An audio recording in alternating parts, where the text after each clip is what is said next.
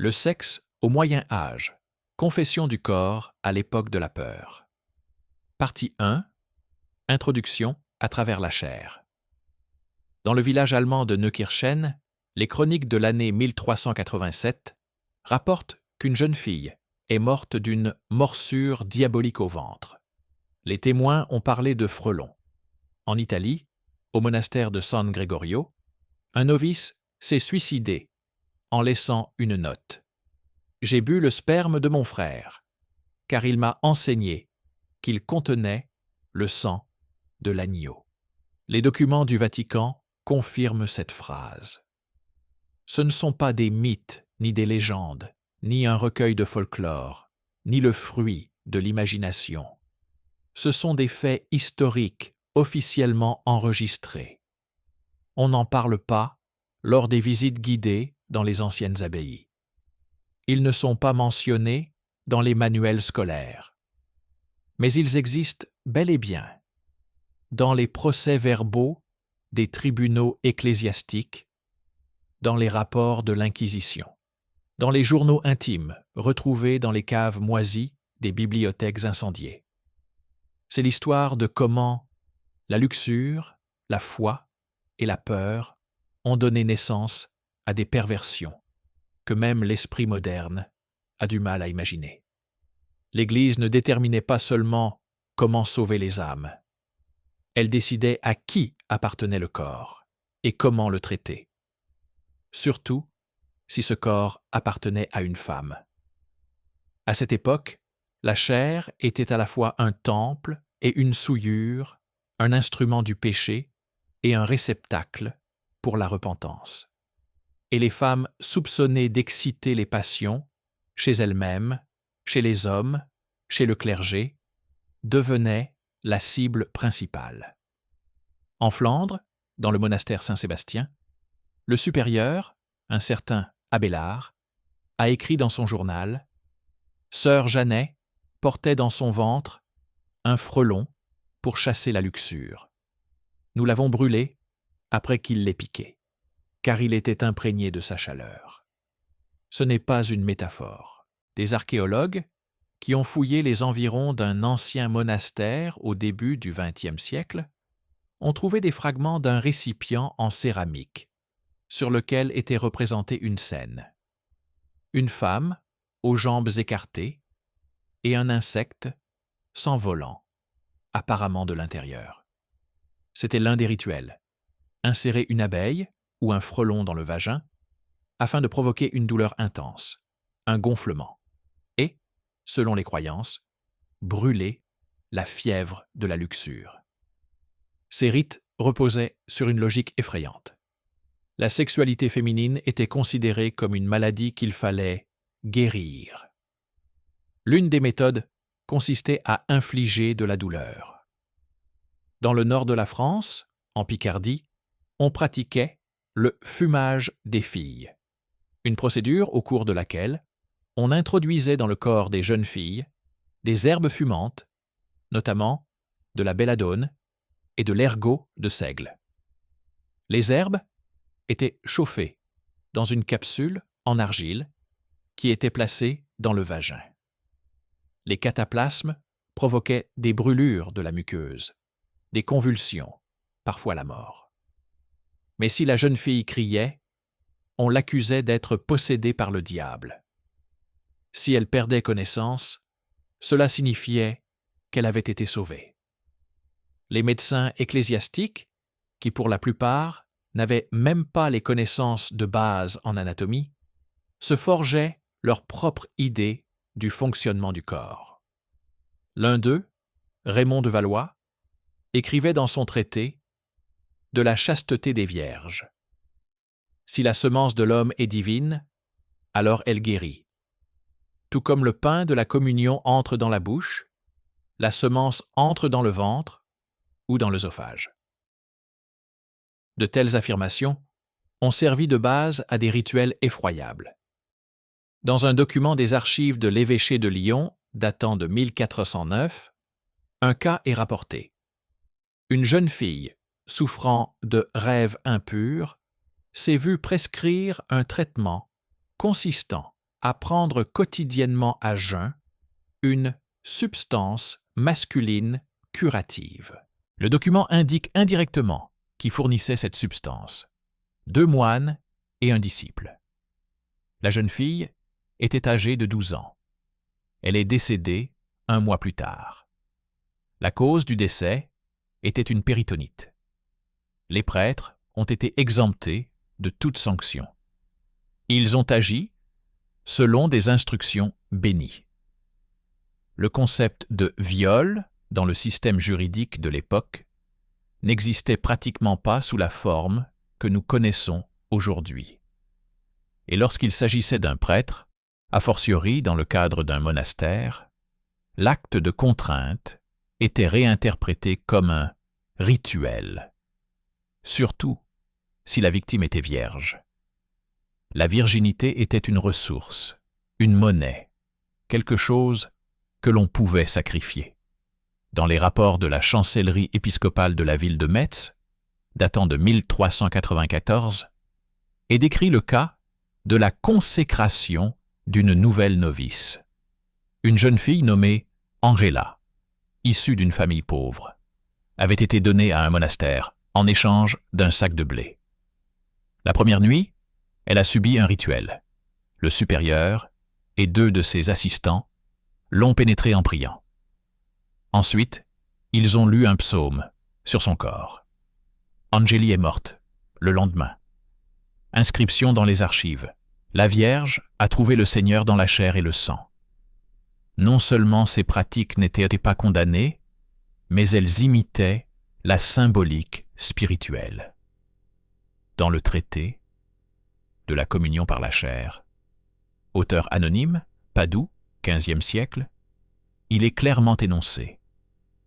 De même que le corps du Christ entre dans le croyant, de même le serviteur du Seigneur entre dans l'épouse du Seigneur, afin qu'elle devienne son sanctuaire.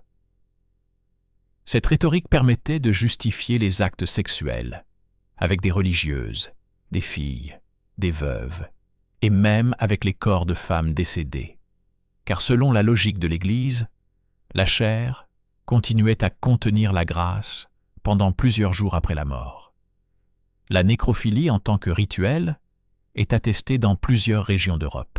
L'une des descriptions les plus sombres se trouve dans une lettre d'un prêtre trouvée dans les archives manuscrites du monastère de Santa Croce, en Toscane. Son âme était déjà partie, mais son corps était encore intact. Je suis entré en elle, alors qu'elle n'était pas encore froide, et j'ai pleuré de peur et d'amour pour Dieu. La lettre date de 1460. Le nom de la femme est inconnu. Elle a été enterrée sans visage, recouverte d'un linceul cousu. La pratique de la medicatio coacta, traitement forcé de la passion, était tout aussi effroyable. Les femmes accusées d'excitabilité excessive étaient soumises à un lavage, le plus souvent à l'aide de liquides acides, de sel, de vinaigre, d'infusion d'ortie et même de morceaux de verre pilés. On pensait que cela brûlait le péché à l'intérieur. Dans un cas documenté à Salzbourg en 1493, une paysanne de 16 ans a été attachée à une planche. Puis, un moine, guérisseur, lui a fait boire une décoction bouillante de lait et d'ail. La jeune fille est morte dans d'atroces souffrances. Un témoin a déclaré « Le Seigneur l'a emportée avant que la passion ne se ravive ». Mais les femmes n'étaient pas les seules victimes de violences rituelles. Les garçons, en particulier les serviteurs, les pages du Seigneur, subissaient leur propre forme d'initiation. La plus connue d'entre elles, la communio oralis, consistait en l'ingestion rituelle du sperme du beau-frère aîné, en signe de fraternité et de soumission. Elle est décrite dans le traité du moine Geoffroy de Montal. Le sperme de l'aîné est comme une huile sacrée, que le cadet l'avale et il trouvera la force de l'esprit. Dans le monastère de Saint-Remy, les archives indiquent que les garçons recevaient le sperme à l'aube après la prière, et cela était considéré comme faisant partie du noviciat. Le refus était considéré comme de l'orgueil, un péché mortel. Partie 2. Sous le voile du silence, les témoignages se poursuivaient. Le silence devenait une condition sine qua non pour survivre. Le corps, au sens propre comme au sens figuré, cessait d'appartenir à l'individu. Il devenait soit une victime, soit un instrument au service d'une volonté étrangère.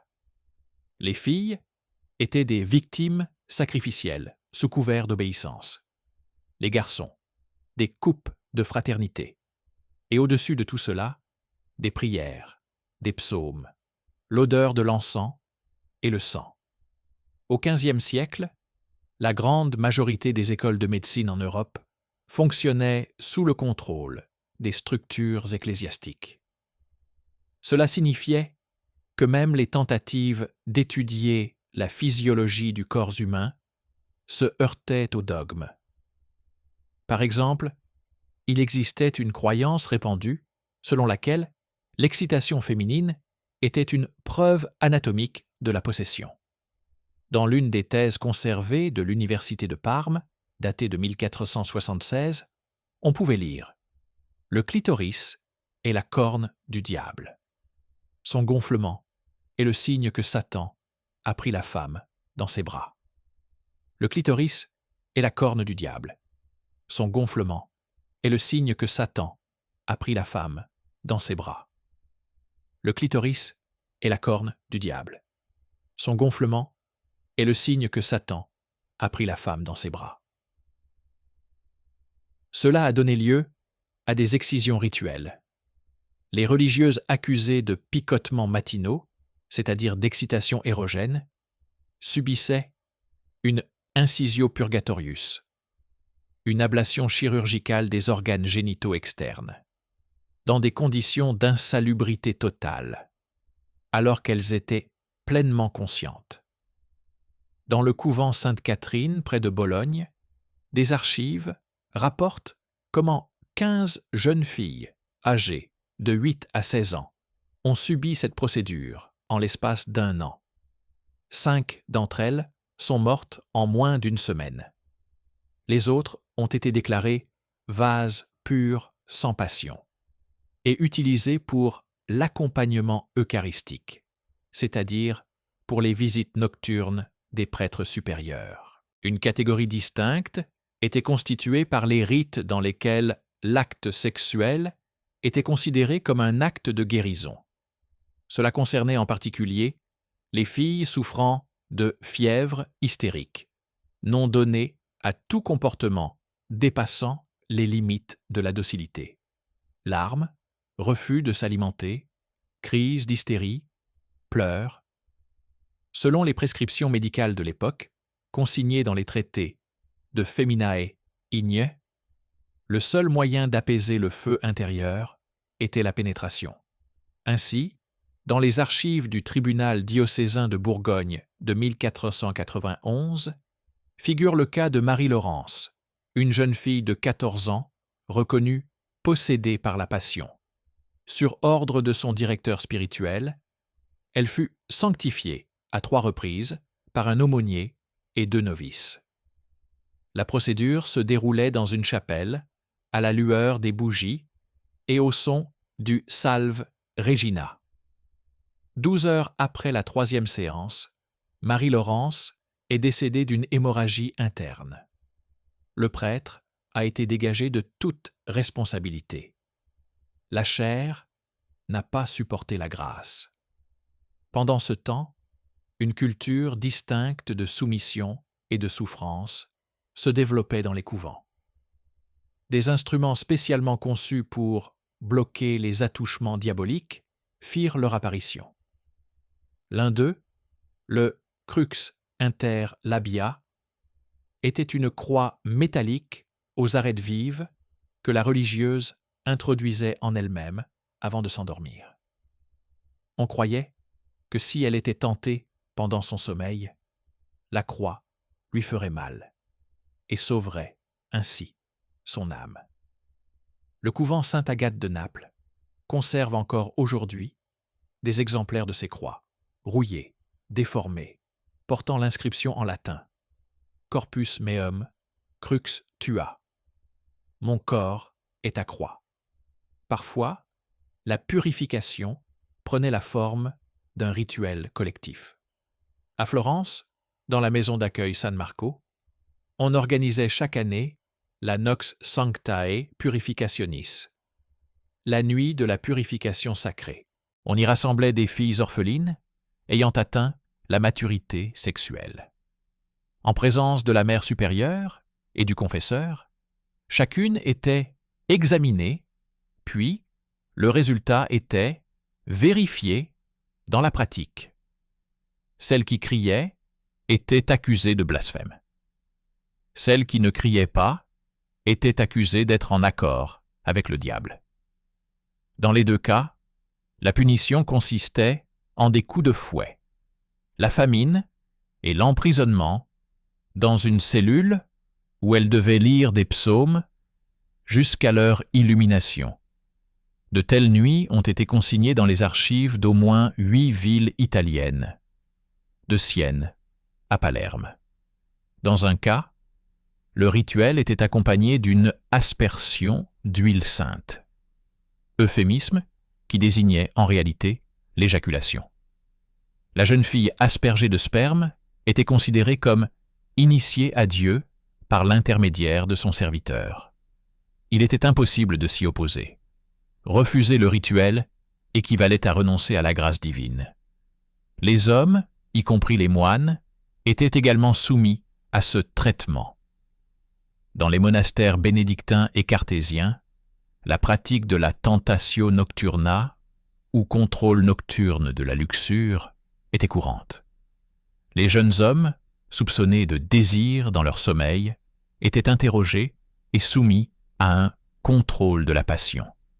Leur pénis était ligoté avec des cordes en cuir qui, en cas d'érection nocturne, provoquaient une douleur aiguë.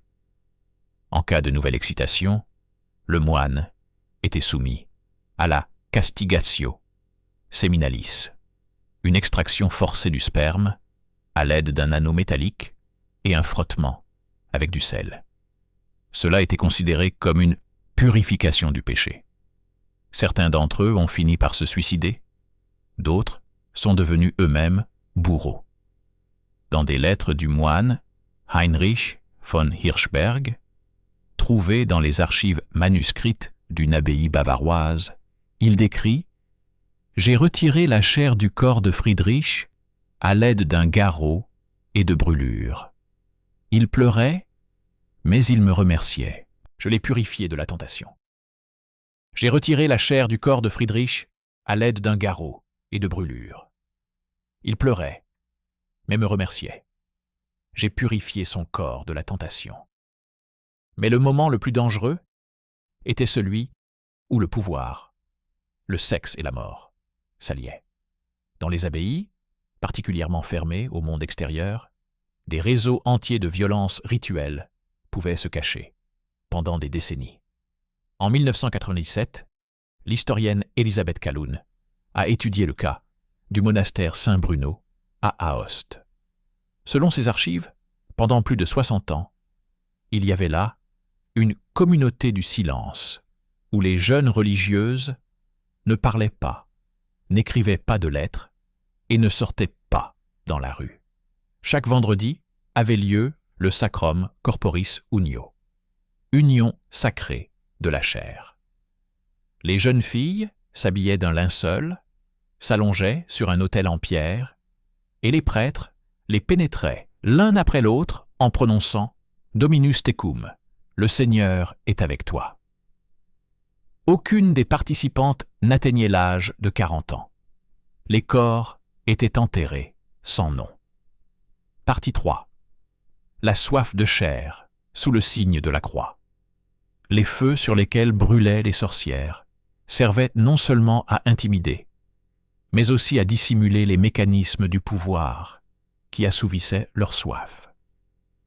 une soif de soumission, une soif de douleur, une soif d'intimité perverse, sous le couvert d'une touche divine. De plus en plus, le corps devenait un terrain d'expression de la force, et plus la victime était silencieuse, plus la violence était considérée comme pure. À partir du XVIe siècle, la réforme religieuse et la vague de contre-réforme qui s'ensuivit non seulement n'ont pas mis fin aux rituels pervers, mais leur ont donné une nouvelle forme, juridique, dogmatique, minutieusement documentée. De plus en plus souvent, les violences sexuelles sur les religieuses et les enfants ont pris un caractère officiel. Elles faisaient partie de la discipline, des soins médicaux, de la préparation à la maturité spirituelle. Et le principal garant du silence était la peur. Au Concile de Trente, en 1545, entre les disputes sur la pureté des dogmes et l'autorité du pape, on a discuté de la question de la continence monastique. L'un des évêques proposa la formulation suivante. Si un frère pèche contre un frère ou une sœur, mais aspire dans son cœur à la purification, qu'il ne soit pas excommunié, car le chemin de la purification peut être interrompu. Cette phrase ne fut pas retenue dans le canon final, mais elle fut conservée dans les brouillons. Et c'est précisément cette phrase qui est citée dans les instructions monastiques privées jusqu'à la fin du XVIIe siècle pour justifier l'intervention médicale par l'esprit.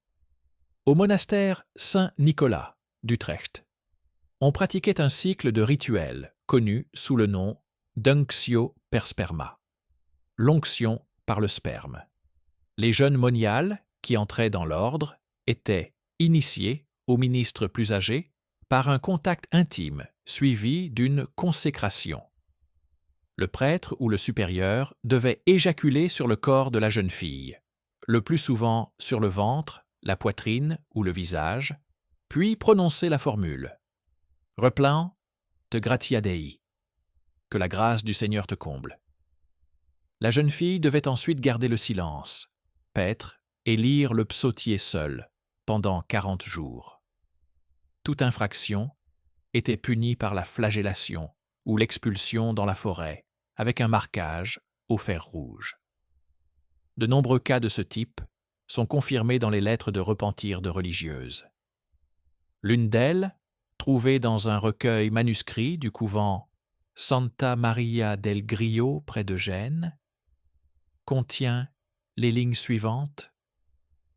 Son sperme coulait sur mon cou, et il m'a dit « Tais-toi, car c'est un don. Je me suis tue pendant 7 ans, jusqu'à ce que je commence à vomir du sang. » La jeune fille s'appelait Fiorella. Elle est morte d'une péritonite purulente. Sa tombe ne portait ni nom ni croix. Dans certaines régions, comme en Saxe et en Bohême, la guérison de la luxure se faisait par le confractus coitus, un rapport sexuel interrompu avant l'orgasme. La logique de ce rituel était que l'homme insufflait la vie dans le vase, mais ne terminait pas l'acte, laissant ainsi la femme à moitié souillée et à moitié sauvée.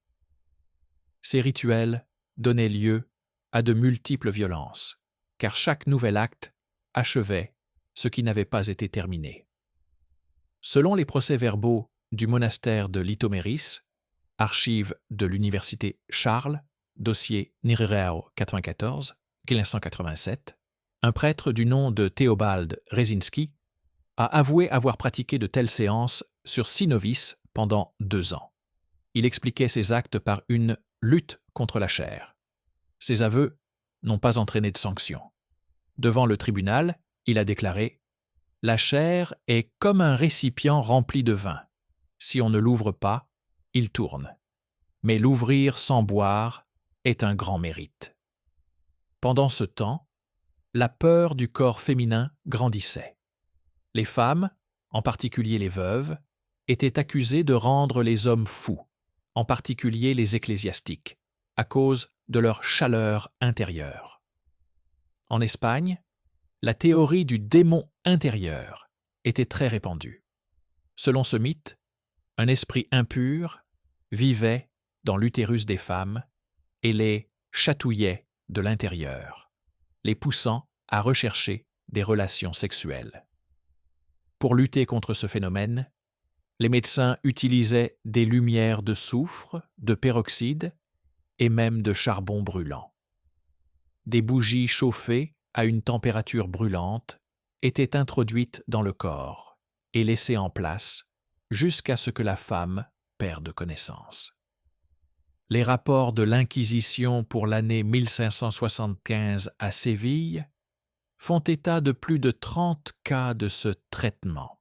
L'une des femmes, Maria del Guadalupe, est décédée 3 jours après l'intervention. Tous les tissus internes de son vagin avaient été brûlés. Le verdict médical, rançon pour la chaleur pécheresse. Il en allait de même pour les garçons. À Paris, Lyon et Madrid, il existait des confréries de jeunes purs dans lesquelles des garçons âgés de 8 à 12 ans étaient soumis à des rites d'initiation. L'un de ces rituels s'appelait lacrima gratia, l'alarme de la grâce. Le jeune garçon était maintenu à genoux devant son frère aîné et contraint de boire l'âme de ses reins. Les personnes présentes récitaient le psaume 91. La participation était obligatoire. Le refus était puni par une humiliation publique, le marquage au fer rouge de la poitrine avec l'image des clés de Saint-Pierre. Les enfants qui survivaient à ces rituels finissaient soit par se suicider, soit par reproduire à l'âge adulte ce qu'on leur avait appris. Un cercle vicieux de génération en génération. L'un des mémoires anonymes d'un moine, conservé dans les archives de Toulouse, contient la phrase suivante : « Je mangeais ce qui coulait de mon maître et croyais que c'était la communion. Ce n'est que dans ma vieillesse que j'ai compris que je mangeais sa honte. » Le rituel, corpore, mortuo, union avec un cadavre, mérite une mention particulière. Sous prétexte de transférer l'âme au purgatoire, les corps de vierges récemment décédées, le plus souvent des religieuses, étaient retirés de leur cercueil et devenaient l'objet d'un acte sacré. L'un des prêtres dénoncés en Aragon a déclaré : « J'ai déposé ma semence en elle pour emporter ses péchés. » Le corps est resté silencieux. Cela signifie qu'il était consentant. Je n'ai pas eu d'orgasme, car je me sentais coupable. On trouve des mentions de rites similaires dans les archives ecclésiastiques de Vienne, Munich et Rome. Ils ont été soigneusement dissimulés, mais ont tout de même fini par filtrer à travers des lettres, des rumeurs et des dénonciations anonymes. À notre connaissance, aucun des participants n'a été exécuté. Pas un seul. Partie 4. Expérience de sauvetage. Lorsque le XVIIe siècle entra dans ses décennies de maturité, les frontières entre religion, médecine et violence s'effacèrent définitivement. Ceux qui autrefois soignaient par la prière soignaient, désormais, par le fer et la chair. Les structures ecclésiastiques officielles ont commencé à créer des laboratoires internes, où le corps, en particulier celui des femmes, était transformé en objet d'étude, de perversion et d'expérience de purification. C'est ainsi qu'a commencé une période qui, plus tard, dans les cliniques secrètes du Vatican, sera appelée le siècle de la théologie anatomique. L'un des centres de ce nouveau modèle était le couvent des Saint-Pierre et Paul à Vercelli, dans le nord de l'Italie. On y créa une domus correctionis, une chambre de correction, où les religieuses qui refusaient de participer au rituel de l'union étaient soumises à ce qu'on appelait une épitomie personnelle? Il s'agissait de procédures dans lesquelles le silence était considéré comme un consentement et la résistance comme un péché. Dans un rapport de l'évêque Casarini, Archives du Vatican, fond 237, mai 681, il est mentionné ce qui suit. La religieuse Clara, qui a refusé à 3 reprises de communier avec le frère Giovanni, a été purifiée par l'introduction en elle d'une chaîne de fer accompagnée d'une prière d'humilité. Selon les descriptions modernes, la chaîne était introduite par le vagin et retirée par le rectum, ou inversement. Cela provoquait des déchirures internes et une douleur atroce. Si la femme criait, elle était battue. Si elle perdait connaissance, on notait qu'elle s'était endormie dans l'esprit. Les expériences sexuelles de cette période ont même acquis une légitimité apparente grâce à l'intervention de scientifiques. Dans l'Allemagne protestante et catholique, des médecins et des philosophes ont affirmé que la guérison de la luxure n'était possible que par des moyens mécaniques. L'un d'eux, le docteur Friedrich Habenstahl, proposait dans son traité de Vagina Diaboli une méthode selon laquelle la chair doit être comprimée, ligotée, brûlée, et alors sa chaleur disparaîtra, comme la vapeur de la souillure. Dans son cabinet, selon les témoignages de ses contemporains, des dizaines de jeunes filles subissaient des interventions chirurgicales. On leur cousait le vagin avec des fils de soie, on leur injectait du vinaigre dans l'utérus, on leur enfonçait des tiges métalliques dans le clitoris.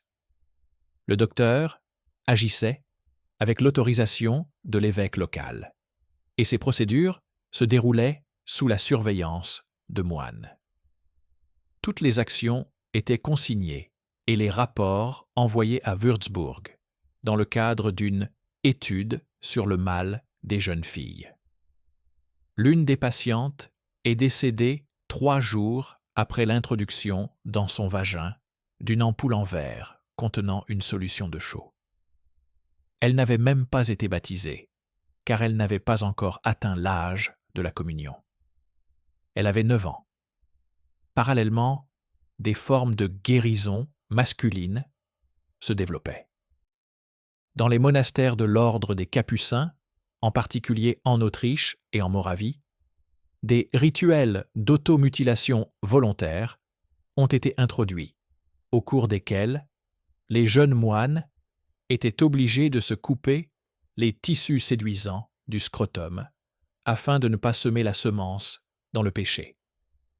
Les documents du monastère Saint-Sylvestre rapportent « Frère Lorenzo a coupé sa chair, et le Seigneur l'a élevé dans la maladie. » De telles procédures se soldaient le plus souvent par une septicémie, une gangrène et la mort.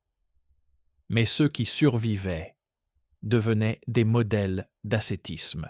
Certains d'entre eux, ayant obtenu le salut par la mutilation, étaient ensuite nommés confesseurs, c'est-à-dire ceux qui avaient le droit de procéder à la confession intime, qui comprenait des attouchements sur le corps du pénitent, en particulier sur les femmes, considérées comme possédées.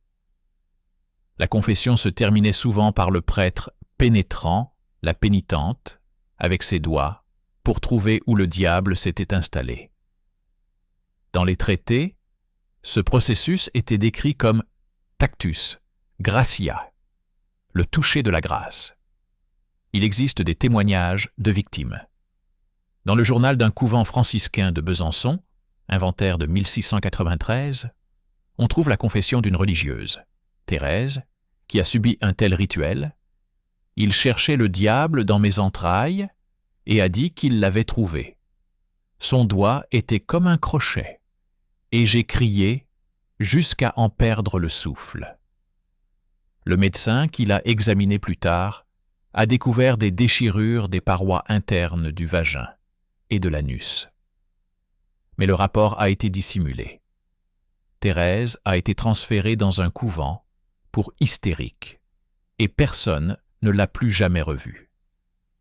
La castration officielle des serviteurs est devenue un sujet à part. Dans certains ordres, en particulier dans la partie orientale du Saint-Empire romain germanique, la pratique de la protection de l'esprit par l'ablation de la chair s'est développée. Les jeunes moines qui manifestaient une agitation physique étaient obligés de subir une opération au cours de laquelle leurs testicules étaient retirés. Cela se faisait sans anesthésie, à l'aide d'un fer rouge et en les ligotant. Les archives de Prague ont conservé les témoignages écrits d'un chirurgien qui a pratiqué des dizaines de ces interventions. Il criait, mais ensuite, il priait. Ceux dont les larmes coulaient le plus longtemps, disait-on, devenaient plus purs. Enfin, dans les monastères du sud de la France, apparaît ce que les historiens appellent aujourd'hui la nécrophilie clinique à justification liturgique. Enfin, dans les monastères du sud de la France, apparaît ce que les historiens appellent aujourd'hui la nécrophilie clinique à justification liturgique. Les corps des religieuses décédées, en particulier les plus jeunes, étaient exposés dans des pièces spéciales, où les moines plus âgés lisaient des psaumes, les caressaient, puis avaient des rapports sexuels à tour de rôle. On considérait que la chair silencieuse ne rejette pas la grâce. Un rapport officiel sur un tel cas a été rédigé à l'abbaye de Saint-Val en 1699, où le prieur Benoît de la Sainte-Soleil pratiquait de tels rituels chaque mois. Le rapport disait « Il touchait le corps, le lavait avec son sperme et priait. Les sœurs le considéraient comme un saint. » Les adeptes de ces rites étaient appelés « sacrés mourants ». Ils croyaient que l'âme d'une religieuse décédée avant l'acte et celle d'un moine qui la pénétrait, après, s'unissaient dans une extase spirituelle qui les rapprochait du paradis. Certains ont laissé des journaux intimes. L'un d'eux a été conservé à Florence. Son auteur écrit « Je suis entré dans le corps, sans vie d'Élisa, et mon cœur s'est rempli d'une lumière blanche. Elle était calme, comme un agneau, comme un temple. Je suis entré dans le corps mort d'Élisa, et mon cœur s'est rempli d'une lumière blanche. Elle était calme, comme un agneau, comme un temple. » Partie 5. Les archives se taisent, mais n'oublient pas. Au début du XVIIIe siècle, l'Europe entrait dans l'ère des Lumières, siècle de la raison, de la science et du rationalisme. Mais derrière le façade des débats philosophiques, des traités de Voltaire et des théâtres anatomiques, de Londres et Paris, se poursuivaient des pratiques que la raison préférait ignorer. L'Église, qui perdait officiellement son influence, s'accrochait désespérément à ce qui lui restait, le contrôle du corps. À cette époque, de nombreux anciens monastères étaient surpeuplés, non seulement de moines et de nonnes, mais aussi de patients, des femmes, des filles et des garçons qui y étaient amenés pour être purifiés. Certains d'entre eux n'ont pas quitté ces murs pendant des décennies. D'autres, jamais. L'un des plus grands centres secrets de violence rituelle de cette période était situé dans l'abbaye Saint-Barthélemy à Chartres. Depuis la fin du XVIIe siècle, on y pratiquait les orations corporales ou prières corporelles. Leur essence consistait à attacher une jeune fille, possédée, le plus souvent âgée de 10 à 14 ans, à un autel en pierre et à la soumettre à une intervention de l'esprit à travers la chair, c'est-à-dire à de multiples viols, parfois avec l'utilisation d'objets symbolisant des signes divins. Les croix en bois bénies par le monastère étaient les plus couramment utilisées. Les archives du Vatican conservent une copie d'une dénonciation interne de l'inquisiteur Giacomo Paravicini, envoyée au cardinal Spada en 1703. Elle décrit le cas suivant. La mère Cécile, supérieure, affirmait que chaque chaire devait être ouverte comme un abcès. Elle a introduit une croix avec une lame dans une jeune fille nommée Myriel. Celle-ci est morte avant l'aube. Le corps a été brûlé comme impur. Une enquête interne a été ouverte. 2 mois plus tard, elle a été classée sans suite. À la même époque, en Toscane et en Lombardie, des rituels particuliers, officiellement appelés ritus sigillatus, rituels scellés, ont commencé à apparaître. Leurs participants prêtaient serment de silence éternel. Les jeunes filles, amenées pour être guéries du péché, sur dénonciation de parents ou de voisins, étaient soumises à la castration, à l'ablation des seins et à la suture du vagin. La participation des ecclésiastiques était alors qualifiée de surveillance médicale. Le docteur Antonio Fresco, professeur à l'école de médecine de Sienne, a participé à de tels rituels. Dans ses notes secrètes, retrouvées seulement au XXe siècle dans les archives fermées de l'Académie des Médicis, il écrivait « J'ai vu une religieuse découper une jeune fille vivante, cherchant en elle le diable, comme un chirurgien, cherche une tumeur. Nous avons bu son sang, car il était doux et innocent. » Avec le temps, les tentatives pour dissimuler tout cela sont devenues de plus en plus désespérées. En 1731, un scandale a éclaté à Prague.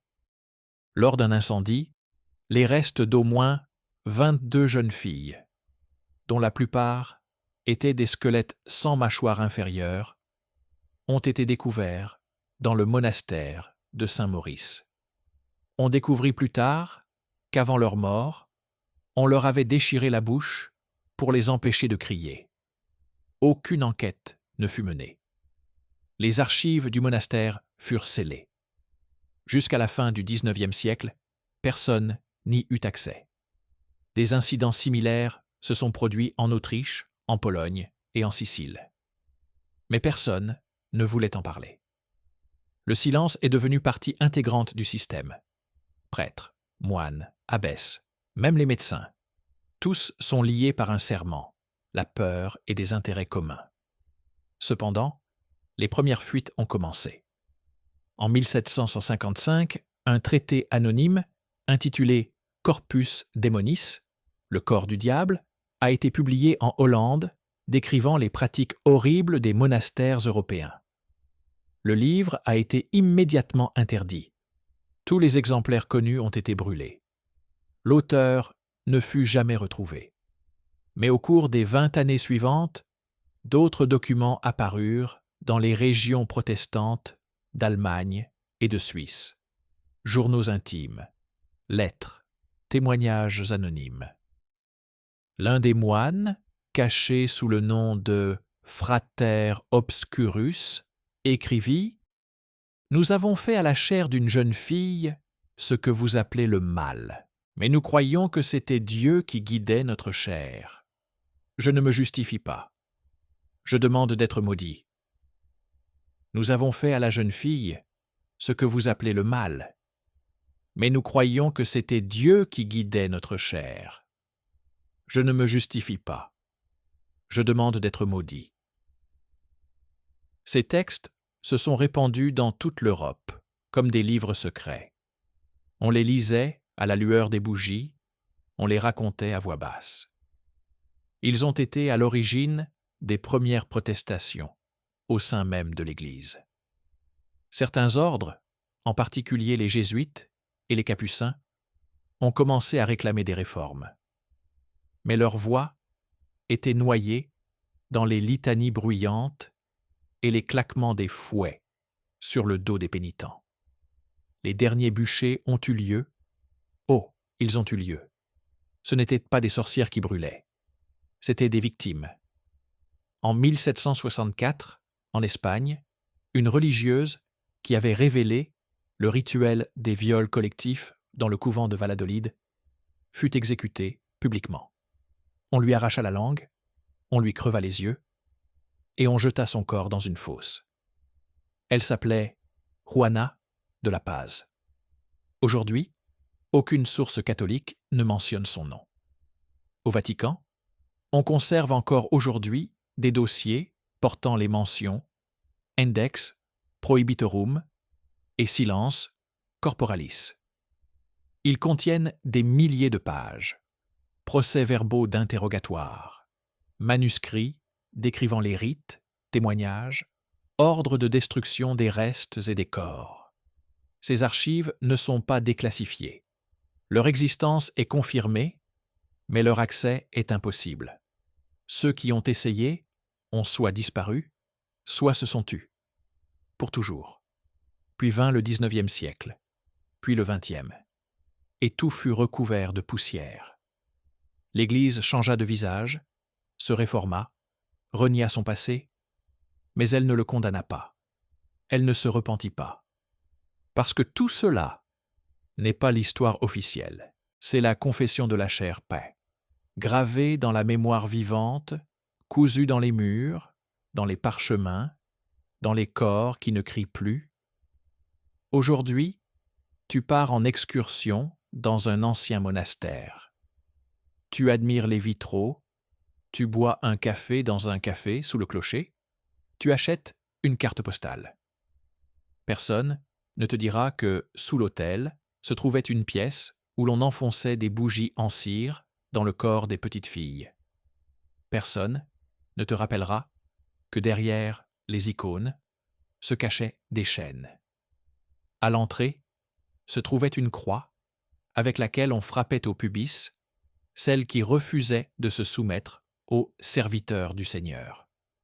Cela a existé. Cela n'a pas disparu.